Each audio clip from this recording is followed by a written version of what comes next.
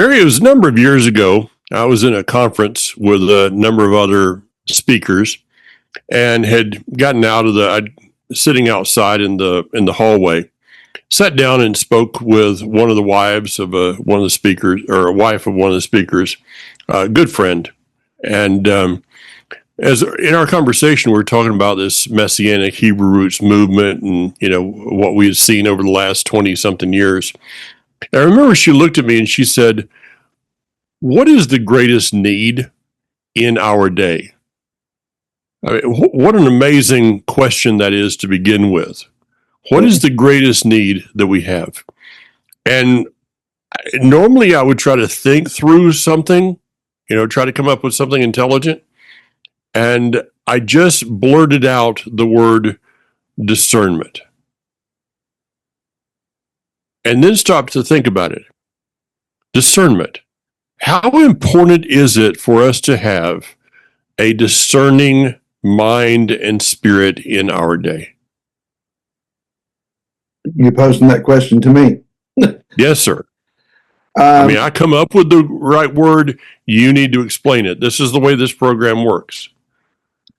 I think of 1 Corinthians 2. I believe it's 1 Corinthians 2, where Rosh was talking about the download, if you want to use modern terminology, the download of the Ruach into our spirit. And toward the end of that chapter, he says, "But we have the mind of Messiah." Mm-hmm. Having the right perspective, the right viewpoint,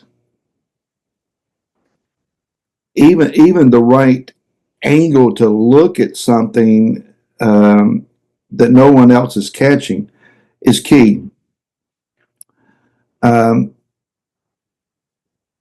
many times we've been in a conversation and we went in, we had this mindset of this is just the way it is, and someone will casually offer a different viewpoint and perspective, and it turns the whole thing around. And I never thought about it that way. Mm-hmm.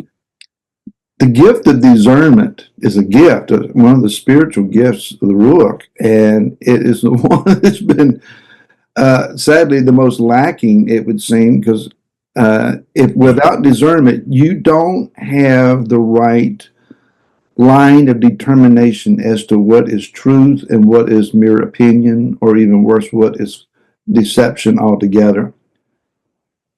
We are a learned people. We have studied scripture. We have dissected text. We have come up with insights, created new ways of looking at everything. But Yeshua warned that if he did not shorten the day, we would be fooled along with everybody else. Mm-hmm. And that means that our insight and understanding of scriptural text is not enough. We need the gift of discernment to say that voice that says, no, look at that again. Mm-hmm. So the opposite of discernment is deception. I can see that, yeah. Okay. So if we're not walking in discernment, we will be walking in deception, which, this actually came about is we were talking about what does deception look like in the world today, and we both agreed that it could be summed up by the word stupidity. there is, I've got the sign behind me, it's hard to stop stupid. It's like a full-time job with overtime, and you still can't make any progress at it. So, but why is it? Is it possible that we can ask for discernment, but not really for the right reason? What is the right reason for discernment? I want to go to, first of all, Matthew chapter 24, when Yeshua was asked about the end of days, mm-hmm. the Akarit Hayamim, what will it be like in the last days? He said, "Let no man deceive you." Now he goes on to talk about what is the most important deception. He didn't say, "Let no man deceive you" over a calendar, over the shape of the earth, let no man deceive you in political things, or in shots and medical advice. And he said, let no man deceive you. And then he talks about the revelation of himself. Mm-hmm. Now, let me add another verse here. In 2 Thessalonians chapter 2 talks about the man of sin, the apostasy from Torah. And it says in verse, I think it's verse 8 or 9, when this man who avoids Torah comes, the adversary who will give him the power to work all kinds of false miracles, signs, and wonders. By the way, that's talked about in this week's Torah portion. He will enable him to deceive in all kinds of wicked ways those who are headed for destruction because they would not receive the love of the truth that could save them. This is why Elohim is causing them to go astray, so they will believe a lie. The result will be that all who have not believed the truth, but have taken their pleasure in wickedness, will be condemned. All right. The word truth here would not receive the love of the truth. Did not Messiah say he is the way, the truth, and the life? Mm-hmm. So can we be led astray into basically running around like the proverbial chicken with its head cut off, trying to figure out deception upon the earth, when, as you said in that verse, we're to put the mind of Messiah upon us? So if we're that proverbial chicken with the head cut off, we're not going to be thinking like him, which means we cannot be walking in the revelation of him. So the ultimate deception today is not about the shape of the earth, but about who the Messiah is.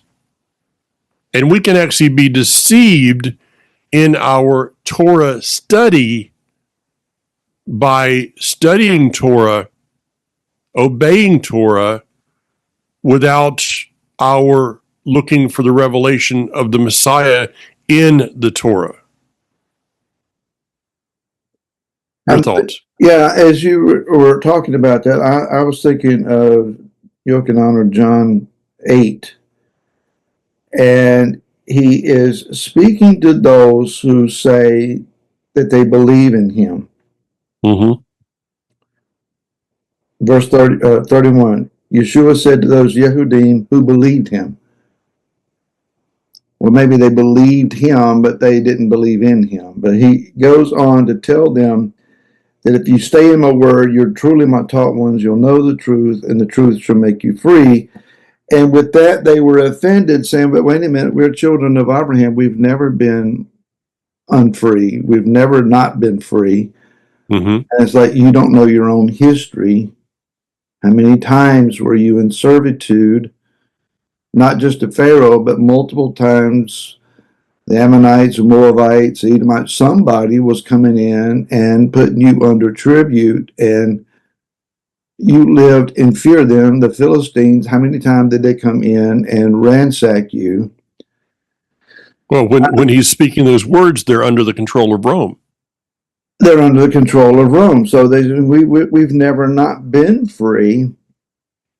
He goes on to tell them, when they claim Abraham as their father, if you were Abraham's children, you would do the works of Abraham, which was he believed in him. But then, Mike, he says, if Elohim were your father, you would love me, for I came forth from Elohim and am here. And then he says, you are of your father, the devil, and the desires of your father you wish to do. These are people who say they believe in him. So we're talking about believers who are deceived into falsehood by the liar and the murderer.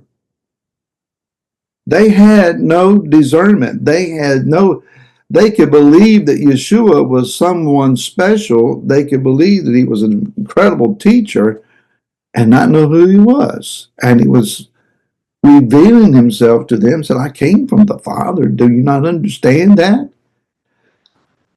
For all that we think that we know, sometimes what we think we know gets in the way of what we ought to know.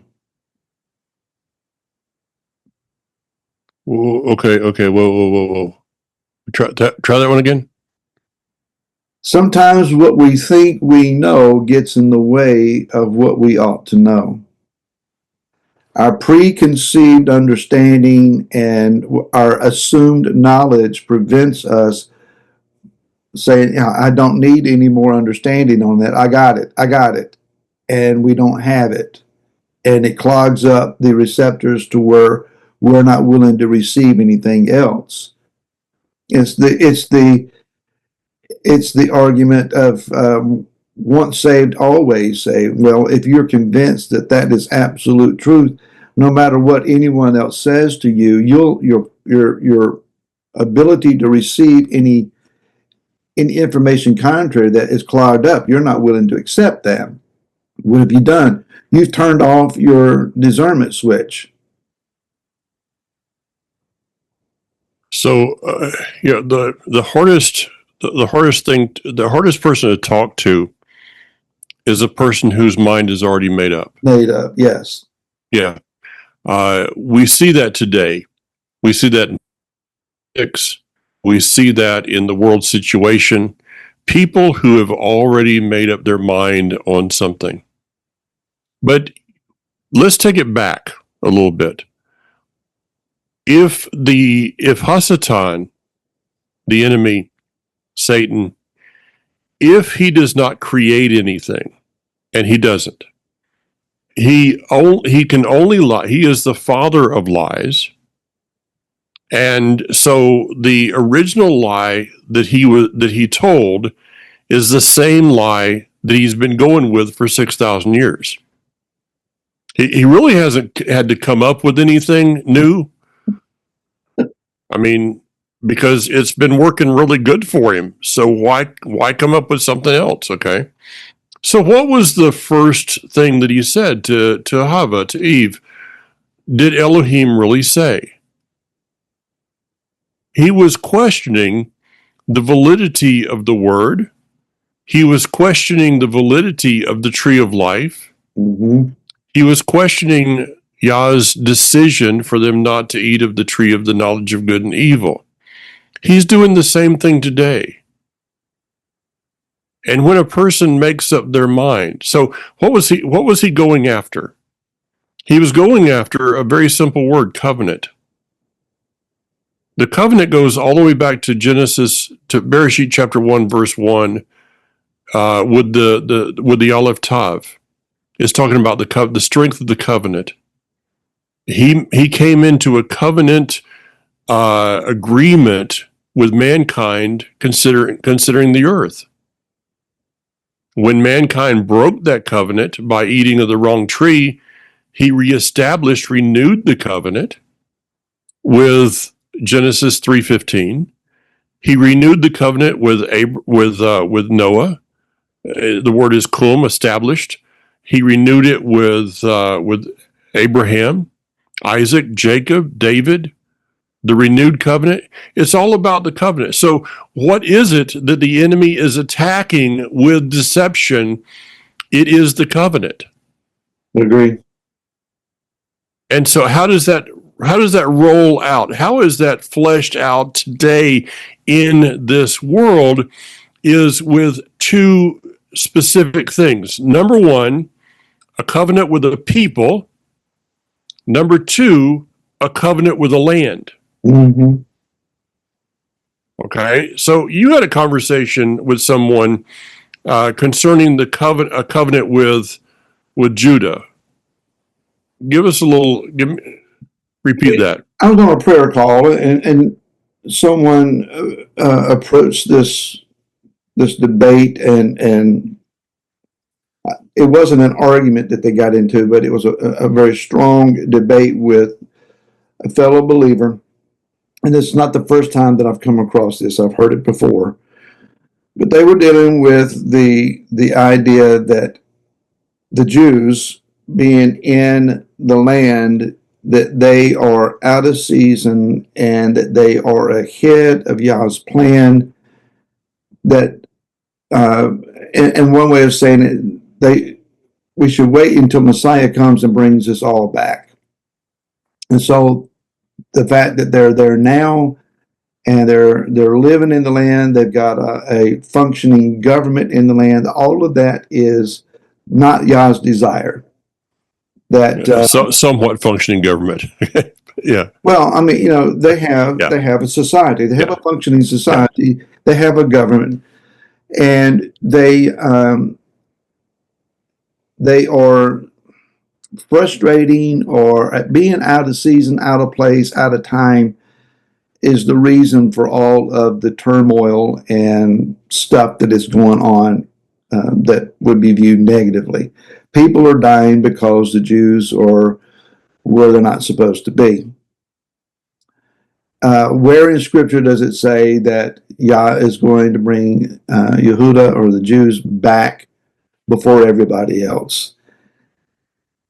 And I'm sure you could stand on one side or the other and hurl scriptures at each other. And like we said before, if you don't have a mind to discern, and if you don't have an ear to listen, and if you're not willing to try to understand because your own mind is so made up, you're not going to shift anyone's vantage point and an opinion. Mm-hmm. But on the practical side, just being realistic, common sense. The attempt of World War II included, in large part, the Third Reich's attempt to annihilate all Jews. They were going to not just punish them, they wanted to rid the earth of them. And most American history will not go here, but there were German attempts to even make landfall in the U.S.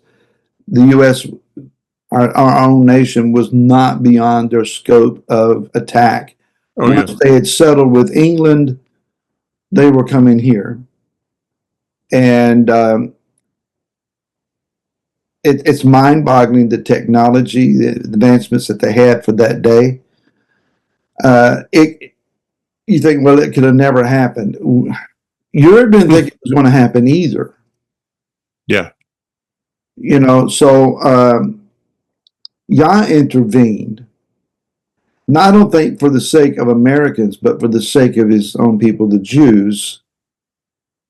And he saved them from complete annihilation, which was theoretically a possibility at that time. Hitler almost succeeded. Yeah. So after the aftermath, where were the Jews supposed to go?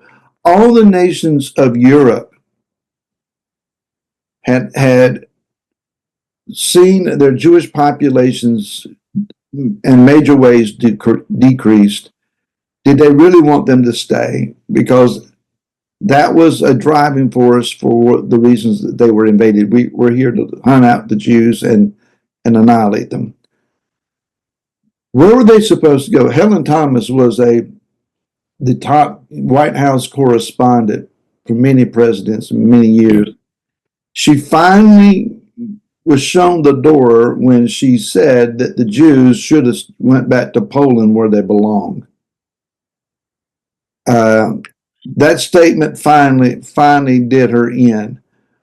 There is this mindset that they are the scourge of the earth and they really don't belong anywhere. Just find a hole and shove them in it. And if they weren't in the land, then the Arabs could have the land and they would be happy. No, they wouldn't. They're going to go somewhere else, like the Third Reich. They would be looking for the next place to conquer. Well, this idea, I mean, I love your point there. Where were they supposed to go? If the statement is made, if a Jew and I know the whole concept of all of Israel. I got that. That's not what we're talking about. But the question, if a Jew does not have the right to live in the ancestral homeland promised to Abraham, Isaac, and Jacob, does a Jew have a right to live anywhere? So this idea of, well, the Jews going to Israel ahead of the Messiah coming, that's the issue. That's the problem. So why is it that a non-observant Jew in Australia is attacked? Why is it that a Jew in New York that is wearing a black coat and a white shirt and a kippah and long tzitzit, but has no, I mean, they're standing on a line with Free Palestine, but yet they're hunted down for an injured or murdered or whatever. They're not standing with Israel. So this whole idea, the whole question, and by the way, I'm just thinking that the Almighty really got this wrong, Barry. We need to go back and question all the way back to the book of Exodus, because why in the world did he take them out of Egypt and lead them into the land of Israel if Messiah had not come yet? I mean, doesn't he know that he was ahead of time? He should have waited another, 3,500 years or so to lead them into the land. The whole thing breaks down, and in my humble opinion, can only be classified and put in the file cabinet in the folder called stupid, because it doesn't work. You take scripture out of the whole thing. Take God out of the whole thing. I was just on the Life on Purpose with Jared, the agnostic. Wasn't agnostic, and then is fascinating testimony. And I go back to an atheist and agnostic. They can argue about a lot of things, but there's two things that they have a real difficult time arguing over. Number one, why the Jews? Number two, why the hatred for the Jews? Nobody can explain that outside of the Almighty himself made a covenant with the people and a covenant with the land. And today, deception is turning from the truth of the covenant. And when you do, don't be surprised if you look like you'll enjoy this analogy. If you would go back to one of your favorite places in the world, Mayberry. Okay. Mayberry. You would have put a CBD dispensary in there and had somehow come up with a morph of Otis and Ernest T. Bass, had become one person on drugs in Mayberry. That's kind of what you look like today when you turn against the covenant. Okay. Yeah. I mean, kind of silly, but that's how over the top ridiculous a person would look, or looks today. Look at Candace Owens. Really? Tucker Carlson, I used to think was a smart person. Used to. Yeah. This guy was great. And all of a sudden, he falls into this deception and becomes an absolute blithering idiot. And the list goes on. Question I have, Mike, is why did Yah bring the house of Yehuda back from Babylon to the land? Why bother? I mean, if they don't belong there, why bring them back?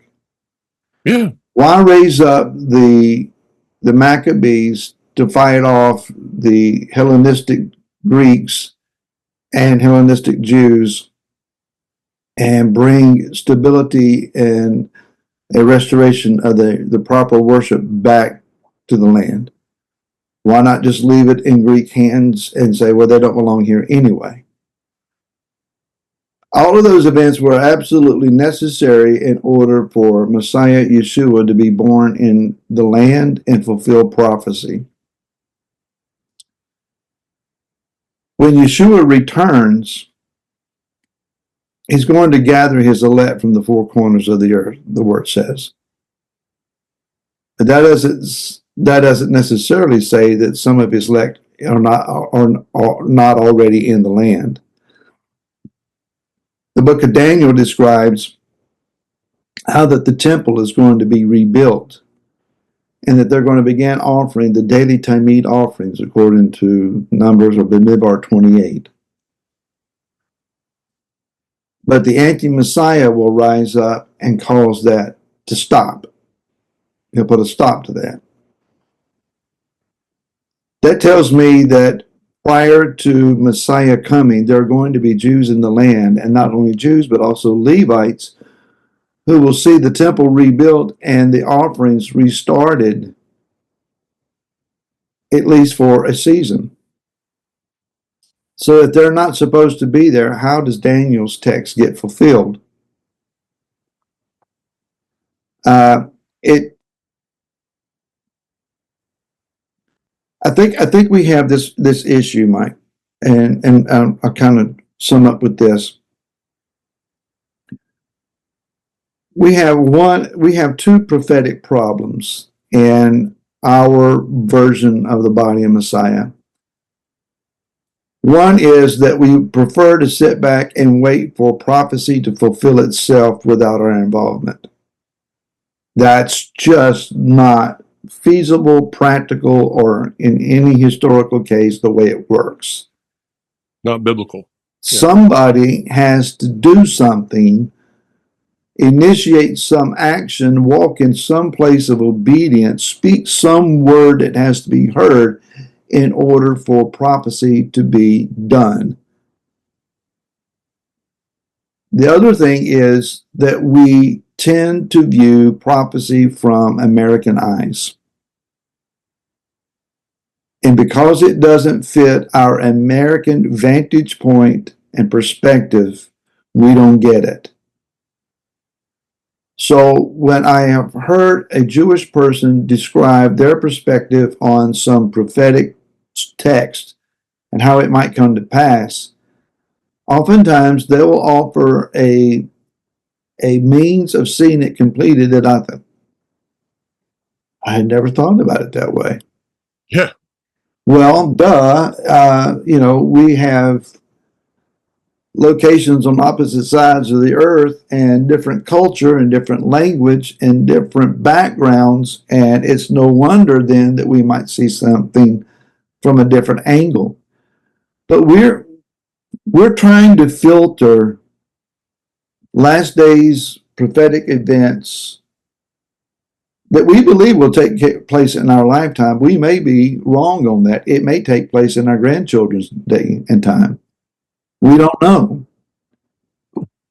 But we've got it all figured out on this timeline, and we've calculated blood moons, and we've got all of the signs from current political events and world shaping and moving, and this is that marker, and here's the other marker, and the next marker will be, and we got it all figured out, never considering we may be completely wrong because we're looking at events inside the snow globe from the outside and have no clue what it's like to be on the inside.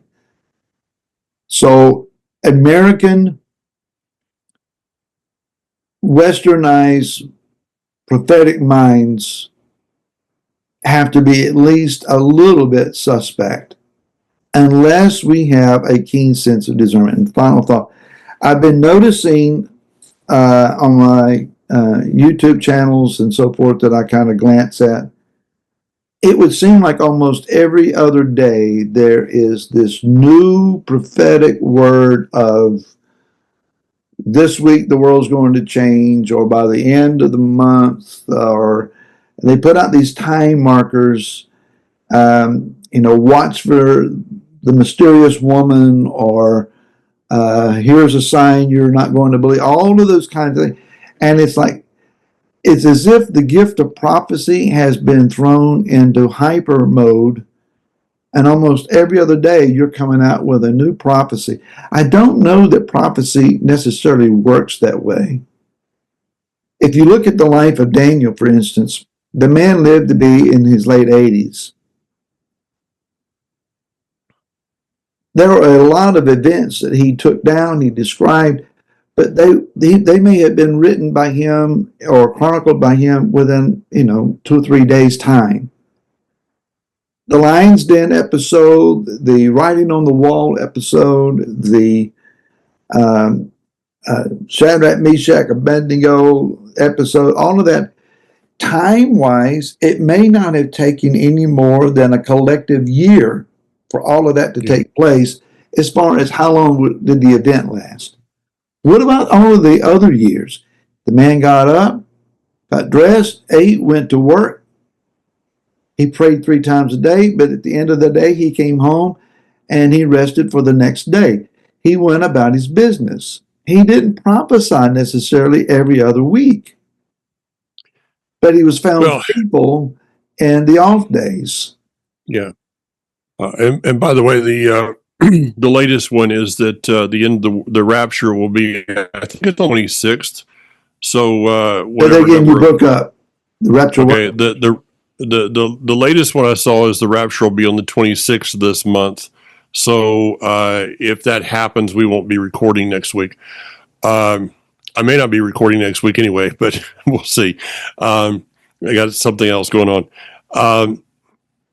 Prophecy, what is called prophecy today is now, I don't even think we should be using the word prophecy. We should be using the word sensationalism for money. Sensationalism for money. So if I can get you to give, I will tell you what you want. All right, back to our original subject here.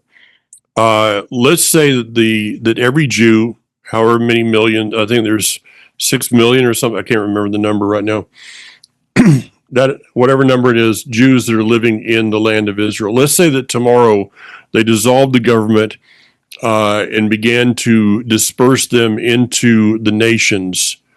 Does that mean that Jew hatred will end? No. No. Jew hatred will continue. Jew hatred will continue whether they're in Israel or in Timbuktu.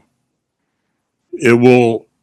You could move every Jew to Antarctica, and people would go there to try to kill them. It's just ridiculous. So this idea that the Jews are in Israel ahead of time. So what? So what? Well, I mean, I'll go with the craziness. They're there ahead of God. Well, none of us have ever gotten ahead of him. Just because they're there ahead of time, does that mean they should be killed? No. Yeah, because I'm yearning for the kingdom to come, but it doesn't come in my day. Should I, go out and jump off a bridge today? Because, wow, that yearning's a bad thing. Well, I think the mindset this whole thing is just, I mean, it bothers me on multiple levels, because when you talk about Jews in the land, as you know, you can relate to this. You're not just talking about a group of people that are 7,000 miles away.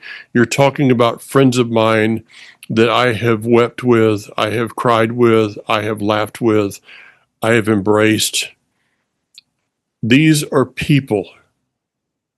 But when you look in the media and religion try to take the humanity out of Jews and make them into prophetic pawns.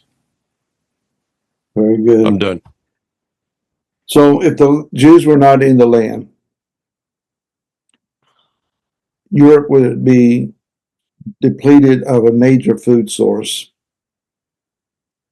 Israel feeds, they send food, incredible amounts of food to Europe. Technology would be languishing. Medical science and discoveries would not be taking place. You probably wouldn't have a cell phone in your hand. There would not be peace in the Middle East. The factions that are warring against Israel, they would be devouring one another. Yeah. The list can go on and on. So the argument was, well, because they're not in season and out of place, we shouldn't support them. You choose this day who you will serve and who you will support. But as for me and my house, we will serve Yah, and we will stand with and we will support Israel, the people of the land who are holding the land in trust for the coming kingdom until its borders are incredibly expanded. Isn't it amazing, Barry? These mental midgets. Yeah. These mental midgets will one day look and say unto the Messiah himself, "You have no right to this land because you're a Jew."